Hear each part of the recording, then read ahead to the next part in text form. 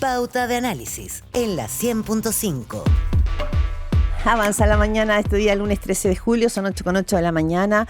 Una discusión que ha marcado fuertemente la agenda de seguridad, también la percepción ciudadana, tiene que ver con la responsabilidad penal juvenil, el tema de los jóvenes infractores, delincuentes que también son prisioneros, ¿no es cierto?, soldados del crimen organizado. Son temas que están tomando la agenda no solo a nivel social o político, sino que también legislativo. Y de eso y más queremos conversar con Anuar Quisille, defensor de la niñez, a quien ya tenemos conectado. Y le agradecemos mucho esta conversación. Buen día, Gerardo Gómez, Claudia Álamo por aquí. Buen día, Anuar, ¿cómo está? Muy buenos días. Hola Gerardo, hola Claudia, muy buenos días, gracias por la invitación a conversar. Encantado de tenerlo con nosotros. Vamos a hablar del tema de la responsabilidad penal juvenil. Evidentemente, quería hacer una pregunta así sobre otra materia que también está involucrado su unidad y que tiene que ver con el caso de los niños haitianos. ¿Fue una exageración esta denuncia del posible tráfico de niños haitianos? Mira, yo creo que ese es un tema que más allá de lo que ocurrió y que se tomó la agenda pública en las últimas semanas, es un tema que no podemos dejar de lado porque sí efectivamente estamos frente a un problema que es importante y que tiene que ver con un gran desorden administrativo, con problemas de trazabilidad de la información y con cuestiones que están vinculadas a cómo los procesos de reunificación familiar, que básicamente es lo que era la figura por la cual llegaron estos niños y niñas a Chile, debe realizarse entendiendo que es un derecho. Evidentemente, la información de la que disponemos actualmente y que se ha confirmado, y además también de lo que da cuenta la Defensoría de la Niñez desde que advirtió esta situación el año 2025, es que en lo que no estábamos era precisamente en presencia de delitos, ¿verdad?, de trata, de tráfico o de tráfico de órganos, como en algún momento también se dio a entender ante la opinión pública. Entonces, más allá de la situación que por suerte terminó con los 64 niños ya encontrados, hay dos problemas que yo creo que son muy preocupantes. El primero tiene que ver con la seguridad de la información. Acá un informe de la Contraloría General de la República que se filtró, información que contenía precisamente datos sensibles de niños, niñas y adolescentes, y sobre todo respecto de niños que se encontraban en una situación bien compleja y de vulnerabilidad, considerando que venían de un país donde las instituciones no funcionan. Y lo segundo, a propósito de lo que tú señalabas, Gerardo, tiene que ver con que esta situación y la forma en que se trató levantó una alarma que en definitiva tuvo un efecto muy negativo respecto de la estigmatización de la comunidad haitiana. Acá se ha levantado, ¿verdad?, una percepción de que las familias haitianas no saben cuidar a los niños, de que son irresponsables y que se generan muchos problemas a la hora de saber qué está y en qué situación se encuentran. Y acá yo quiero ser muy responsable también para valorar de manera muy positiva esta fuerza de tarea que se armó y que sea liderada por el Ministerio de Desarrollo Social, porque eso es fundamental, porque el enfoque que se le está dando tiene que ver precisamente con el de la protección integral de derechos, pero hay un tema que es muy relevante. Acá es importante tener en cuenta que cualquier información que se dé a conocer a la opinión pública debe ser siempre con responsabilidad, sobre todo tratándose de un grupo tan importante como son los niños y niñas. Sí, Gerardo. Usted mencionó que sí se constataba que había desorden, problema de trazabilidad de información, pero que no lo del tráfico de personas. Y eso me llamó la atención porque hay dos formalizados por ser coyotes, supuestamente, ¿no? Participar de una red, dos haitianos. Sí. Entonces, no sé por qué lo descartó. Efectivamente, el Ministerio Público está justamente liderando una investigación precisamente por delitos que serían delitos de trata o de tráfico. El punto es relevante que respecto de los charters provenientes de Haití, desde la Defensoría de la Niñez no recibimos, y tampoco el informe de Contraloría General de la República da a entender que estamos en este caso específico de los charters frente a una situación de tráfico de niños o niñas o de trata. Esto es independiente, ¿verdad?, de la investigación que de manera independiente está llevando el Ministerio Público, y esperamos que pueda determinar eventuales responsabilidades en caso de que así sea. Hablamos esta mañana con el defensor de la niñez, Anuar Quisille. Yo lo cambio de tema, Anuar, porque hace 5 días que el Senado aprobó finalmente en general el proyecto que busca aumentar las penas para menores que cometan delitos. Y esto ha generado un debate, una mesa técnica de muchos expertos que señalan que este no es el mejor camino, que no hay evidencia. Lo decía incluso el exministro de Justicia, Hernán Larraín, pero también por otra parte, lo han dicho las actuales autoridades, hay que hacer aquí un ajuste respecto de la edad de que se llevan adelante estos delitos. Entonces, ¿cuál es la perspectiva en este caso de suya, digamos, desde la Defensoría de la Niñez respecto de esta, que esto no es una idea, ya esto ya pasó el Senado y se aprobó en general con 37 votos a favor y 3 en contra? Yo creo, Claudia, que para poder analizar este tema hay que partir de una premisa que es fundamental y que tiene que ver con que la seguridad pública es una prioridad para la sociedad en su conjunto, ¿verdad? Y en especial para los propios niños, niñas y adolescentes. Y acá estamos frente a una situación bien compleja, donde en el último tiempo hemos observado situaciones donde existen adolescentes que están involucrados en hechos delictuales, ¿verdad?, fatales, y que evidentemente requieren que el Estado tome medidas. Y por eso mismo creemos que abordar esta problemática requiere sí o sí incorporar de forma transversal datos rigurosos, evidencia de calidad para poder identificar cuáles son las mejores respuestas. Y precisamente en la búsqueda de las mejores respuestas es que nosotros desde la Defensoría de la Niñez convocamos, ¿verdad?, a un grupo de más de 20 expertos y expertas de distintas universidades del país, ¿verdad?, prácticamente desde Tarapacá hasta Puerto Montt, para precisamente conocer cuál era su percepción. Y ahí tenemos una constatación y un acuerdo transversal, y es que probablemente cuando uno analiza qué medidas tomar, cuando uno piensa o se enfoca exclusivamente en medidas que están vinculadas o al aumento de penas o al someter a niños, niñas y adolescentes a un régimen penal de adultos, el efecto que se logra puede ser un efecto inmediato, pero a largo plazo no va a solucionar el problema de fondo. Y ahí hay datos fundamentales que nos dan cuenta, por ejemplo, que el aumento de penas no tiene un efecto disuasivo en la conducta de los adolescentes. Sí, el tema es cómo hacer calzar, como usted dice, la angustia ciudadana, y además con hechos brutales como el que conocimos de este niño de 12 años, que finalmente este grupo delincuente lo arrastra de una manera brutal. Y por otra parte, con lo que usted dice, con ponerle dato y racionalidad a este debate. Por ejemplo, cuando usted dice constatar, cuando uno ve el proyecto de ley que además ha impulsado senadores como Andrés Longton, Camila Flores, autores de esa iniciativa, dicen que también hay que constatar la realidad de lo mucho que se ha agravado la cantidad de menores de edad que infringen la ley, que cometen delitos cada vez más violentos. Entonces, ¿cómo se busca también una salida ahí? ¿Cómo se empalma la racionalidad del debate, esta sensación y percepción ciudadana de que hay jóvenes y niños descontrolados? ¿Cómo se llega ahí a un punto medio a su juicio? Mira, Claudia, yo creo que ahí, y nobleza obliga, yo quiero reconocer el compromiso del senador Longton con estas temáticas, sin perjuicio de no estar de acuerdo con el proyecto de fondo desde la Defensoría de la Niñez, donde tenemos diferencias técnicas importantes. Yo creo que la preocupación que comparte el senador Longton y el Senado en general es legítima, pero yo creo que el foco que se está poniendo es un foco que no va en la dirección correcta. Cuando tú bien lo decías, ¿no? Acá, si bien en los últimos años hemos visto un aumento no sustancial de adolescentes relacionados con delitos, el problema es otro. El problema es que los adolescentes que delinquen están cometiendo cada vez delitos más violentos. Y si uno analiza las historias de vida de estos adolescentes, uno puede detectar fácilmente que muchos de estos ya han pasado previamente por programas o de protección o de responsabilidad penal adolescente. ¿Y qué pasó ahí? Falló, el Estado falló, la sociedad falló, no se pudo atajar a tiempo los problemas, y probablemente la salida no tiene que ver con aumentar las penas, sino que hacer que los programas de reinserción social, los programas de prevención del delito funcionen, y eso implica abordar las causas desde la base, y eso se hace solamente con protección social. Sí, Anual Quesillas, defensor de la niñez. Esto de que no funciona la institucionalidad respecto de los niños, niñas y adolescentes no es algo que nos descubrimos hoy día. Lleva por lo menos 4 gobiernos arrastrando, y se ha querido reformar el Sename, y hemos tenido casos dramáticos de niños que han muerto en ciertas manos del Sename, que se les pierde la pista. O sea, y además es una apuesta de largo plazo. Yo no estoy haciendo juicio de valor con esto, sino que digo, para la ciudadanía que empiece a operar toda la cadena que el Estado evidentemente tiene que ejercer, significa tiempo, y lo que está pasando es que la urgencia y el temor de salir a la calle es hoy día.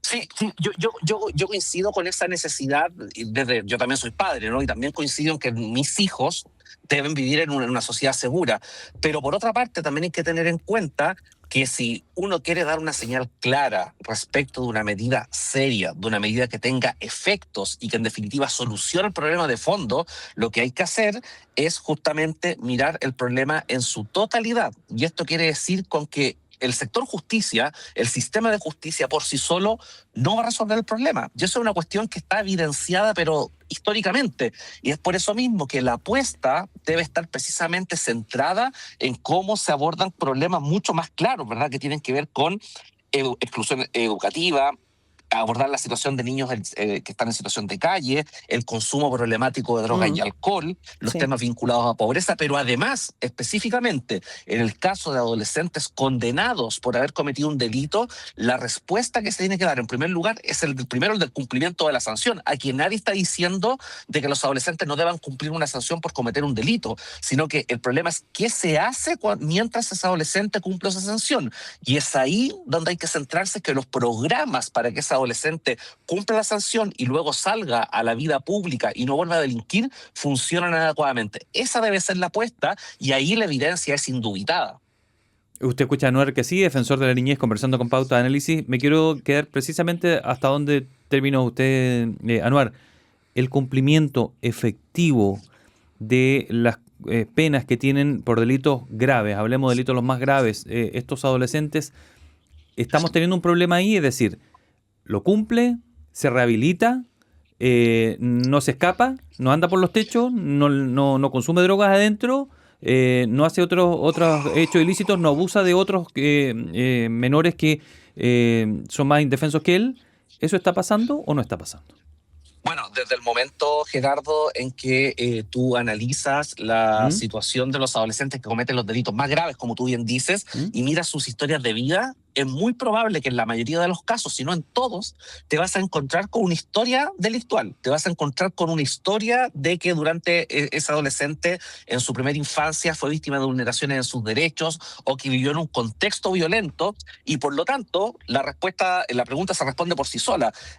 El sistema no funciona y por lo tanto es importante poner el foco ahí en cómo se cumple efectivamente la sanción penal, pero además también cómo mientras se cumple esa sanción los programas vinculados a la rehabilitación del consumo de drogas y alcohol o la capacitación laboral, la preparación para la vida independiente se realizan en serio. Por eso creemos que la apuesta correcta es precisamente lo que señala el ministro de Justicia, la reinserción, y por eso el Servicio Nacional de Reinserción Social Juvenil cumple un rol vital y creemos que ahí es donde debe ponerse el foco y el esfuerzo para poder salir de esta problemática. Y esa reinserción no puede ocurrir, a su juicio, como el ministro nos dijo, lo tuvimos aquí hace 2 semanas, y dijo que cuando sean trasladados a cárceles para adultos, donde hay cupos para menores que cumplieron la adultez, sí va a continuar un proceso de rehabilitación con ellos, un trabajo de ese tipo. ¿Usted no confía en eso?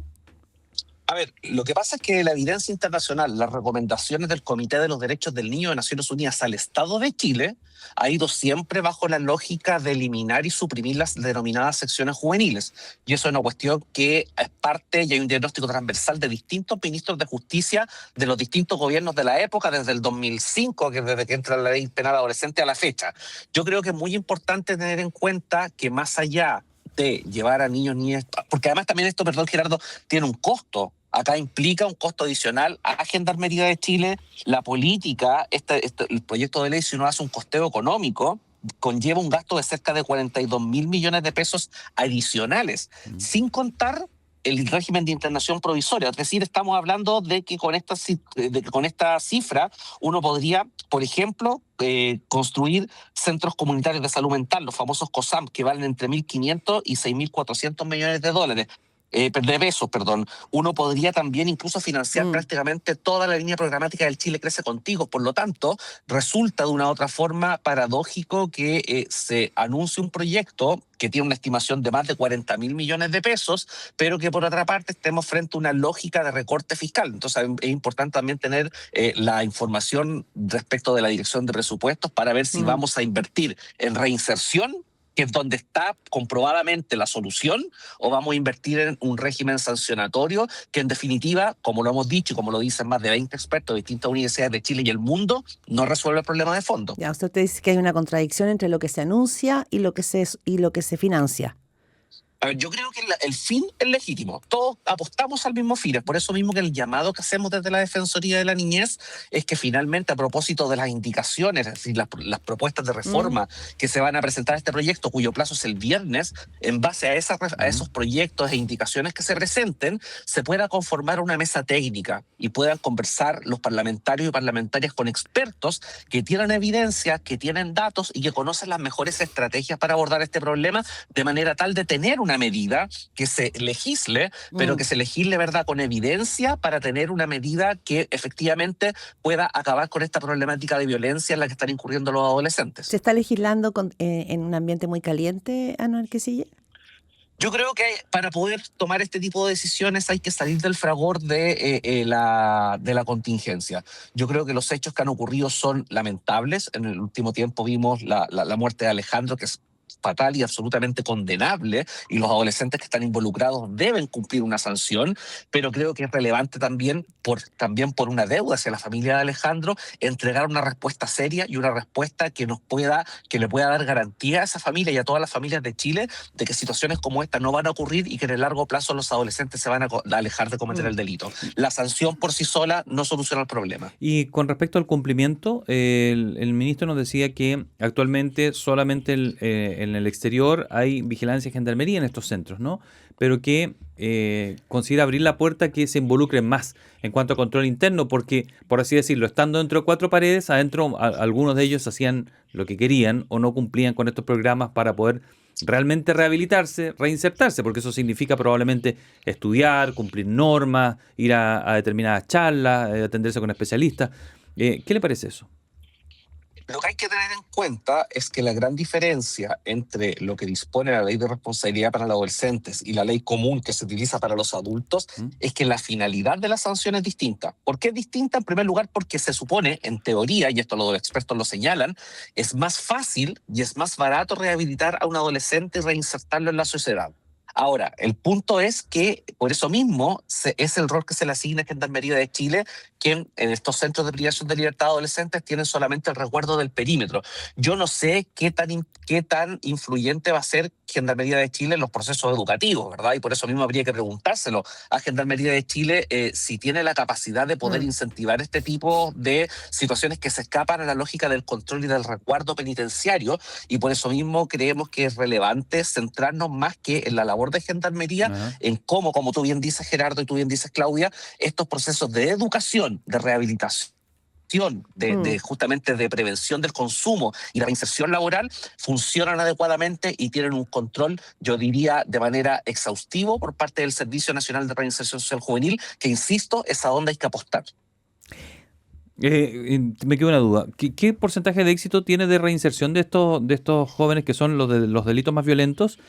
Y si realmente ellos están cumpliendo esos programas, no tengo claridad al respecto. Si hacen lo que quieren adentro o definitivamente no, puede ser una imagen falsa que tenemos. Hay distintas situaciones y distintas prácticas en el sistema penal juvenil. Tenemos muy buenas experiencias donde adolescentes efectivamente que cuentan o están en un centro privativo de libertad cumpliendo una sanción, logran precisamente concluir sus estudios, ¿verdad? Logran de una u otra forma capacitarse laboralmente, como por ejemplo en lo que ocurre en el caso de Cholchol, en la región de la Araucanía, o en el caso del nuevo centro, recién reinaugurado centro, ¿verdad?, de Puerto Montt, en la región de los lagos, pero también tenemos desafíos importantes donde es muy relevante la supervisión para que eso funcione. Solamente hay que recordar ahí, Gerardo, que la Corte Interamericana de Derechos Humanos condenó al Estado de Chile el año 2024, precisamente por el incendio que se produjo en el centro de Puerto Montt el año 2007, y ahí fue clara en indicarle al Estado de Chile de que cualquier situación que diga relación con abordar la situación de adolescentes privados de libertad debía hacerse con un deber de diligencia excepcional, es decir, una diligencia reforzada, y eso implica apostar en la reinserción, y por eso mismo hay que mirar estas buenas prácticas precisamente para replicarlas en aquellos centros que tienen mayores desafíos. Sí. Anuar Quisille, defensor de la niñez, le quiero preguntar, que va de la mano. También hay un proyecto de ley de régimen de responsabilidad parental firmado por el presidente José Antonio Kast, que lo que hacía es que se exige el deber de cuidado de padres y tutores por las conductas de riesgo o delitos que pueden cometer menores de 18 años y entrega facultades a los tribunales de familia. ¿Le parece una medida que va en línea con esto si lo hacemos conversar, ¿no?, con este proyecto de ley de régimen de responsabilidad? Bueno, yo sin perjuicio de encontrarnos analizando el proyecto, porque Sí. prontamente es muy probable que vamos al Congreso a dar cuenta de esto, lo primero que hay que tener en cuenta es que mirando el proyecto tenemos que ver de qué manera se compatibiliza, con lo ya existente, ¿no? Porque existe actualmente en el Código Civil una norma que ya define que los padres y madres son responsables por los hechos de sus hijos. Y eso entrega la facultad de poder generar un procedimiento civil, una acción civil para buscar la responsabilidad civil de los padres. Claramente los padres no pueden responder penalmente por los hechos de sus hijos porque la responsabilidad penal es personalísima. Sin embargo, creemos que ese proyecto debiera apuntar en ese sentido, pero hay que también determinar cuál es la capacidad que tienen los tribunales de familia, que por lo demás están colapsados. Por lo tanto, hay que mirar bien si este proyecto tiene un informe financiero, si implica necesariamente un aumento de la dotación de jueces de familia para justamente abocarse a revisar estas causas que entiendo son un procedimiento sumario muy breve que debería justamente generar un tipo de medida donde se haga responsable a los padres. Por lo tanto, nuestro análisis, lo que estamos viendo en este momento, por lo tanto no me atrevo a aventurar sin antes haber leído adecuadamente el detalle del proyecto, es que el foco va a ser justamente ver cómo conversa este proyecto con lo que actualmente existe, porque ya tenemos un régimen de responsabilidad de los padres por los hechos de sus hijos. Ya, es que yo quería enfocarlo mucho más como en los padres y quizás una mirada que no es tan legislativa, sino que más social. Es si hoy día usted le puede poner esa carga o corresponde o si se necesita ponerle esta carga y esta multa a los padres. Estoy pensando en los distintos tipos de familia que hay en el país, porque si pensamos que hoy día la familia tipo mamá, papá, 3 niños, es la familia, probablemente estamos dejando de ver que ha cambiado mucho también el concepto de familia. Hay muchas mujeres solas criando a sus hijos, entonces se puede poner el resorte allí, es necesario hacerlo, tienen control. Entonces, creo que ahí hay una conversación también tratando de dar cuenta de la realidad, ¿no?, de lo que nos pasa. Bueno, Claudia, exactamente. Yo creo que, claro, la mirada que te entrego inicialmente es legislativa, pero también hay un tema de que cómo se concibe actualmente las familias, ¿no? Y ahí, evidentemente, tenemos distintas configuraciones de familia. De hecho, muchas veces hay familias que ni siquiera están compuestas por personas que tienen un parentesco, sino que muchas veces las familias o los responsables de los niños y niñas son adultos significativos que no necesariamente tienen un lazo consanguíneo o afín. Y eso es una cuestión clara y se ve todos los días, ¿verdad?, en los tribunales de familia. Por lo tanto, y ahí también, por otra parte, hay que mirar claramente que las familias tienen un deber. Y ese deber está claramente establecido en la ley, que tiene que ver con orientar a los niños, niñas y adolescentes en la crianza, a acompañarlos en su crecimiento, y por lo tanto esto conlleva una serie de responsabilidades para que precisamente no incurran en situaciones que puedan causar daño a otras personas, y es por eso mismo que la norma del Código Civil contempla eso. Entiendo que lo que se quiere crear ahora con este nuevo proyecto de responsabilidad parental es la figura de un procedimiento más expedito y más breve para hacer recaer esta responsabilidad. Exacto, donde claramente lo que tendrá que mirar el juez de familia, quien va a conocer esta situación, va a ser la situación específica de la familia, la capacidad económica, la posibilidad, las herramientas de crianza, para efecto de tomar una acción que podría conllevar una sanción. Anuar Quesilla, defensor de la niñez, muchas gracias por esta conversación. Que tenga buena semana. Muchas gracias, que estén muy bien. Gracias.